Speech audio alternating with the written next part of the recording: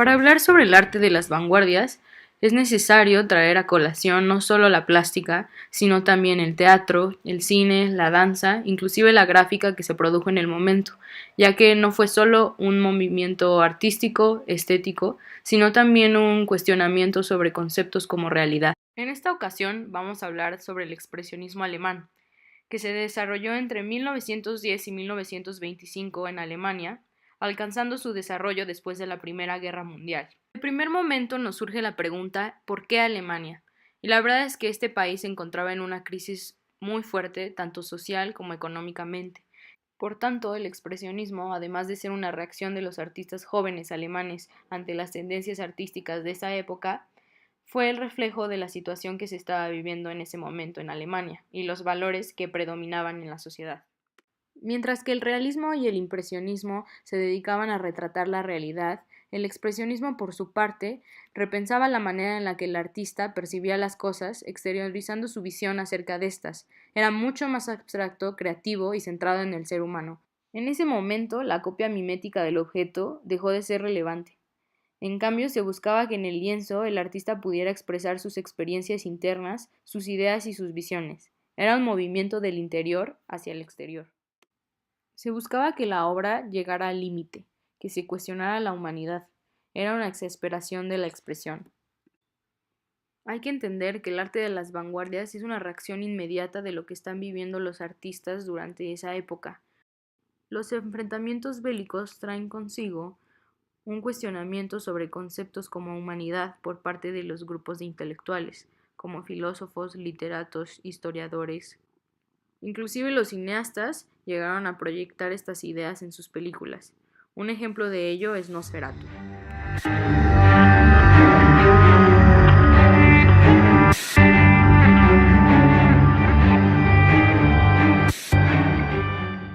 Bajo este deseo de alejamiento de la realidad, el cine funcionó como una herramienta de escape, como un vehículo para manifestar un notorio desprecio a lo tangible.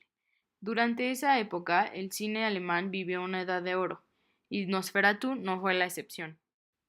En la película se retoma la imagen del vampiro, y es a partir de esta que se hace una reflexión acerca de la conducta de la especie humana.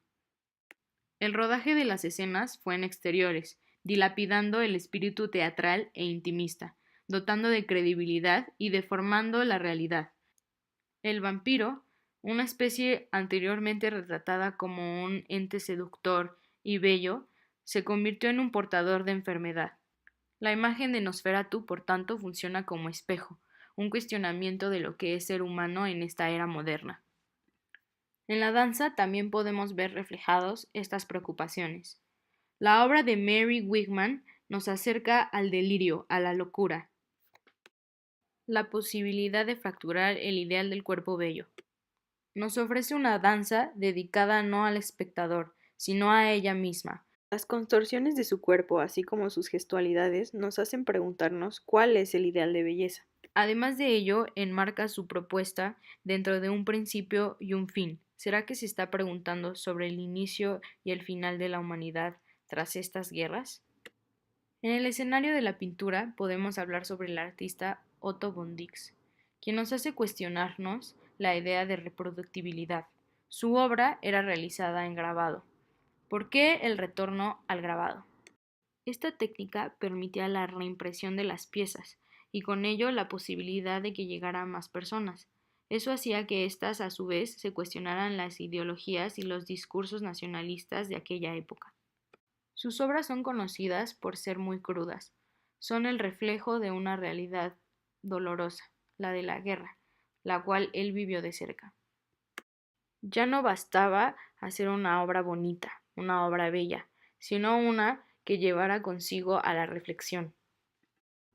Una que no se quedara solo en el ambiente de los artistas, sino también que llegara a las personas del pueblo, a las personas que vivían también estas atrocidades.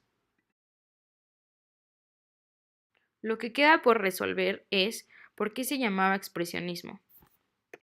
Pareciera que el nombre deja de lado a las demás vanguardias y movimientos artísticos a lo largo de la historia, insinuando probablemente que éstas no eran igual de expresivas.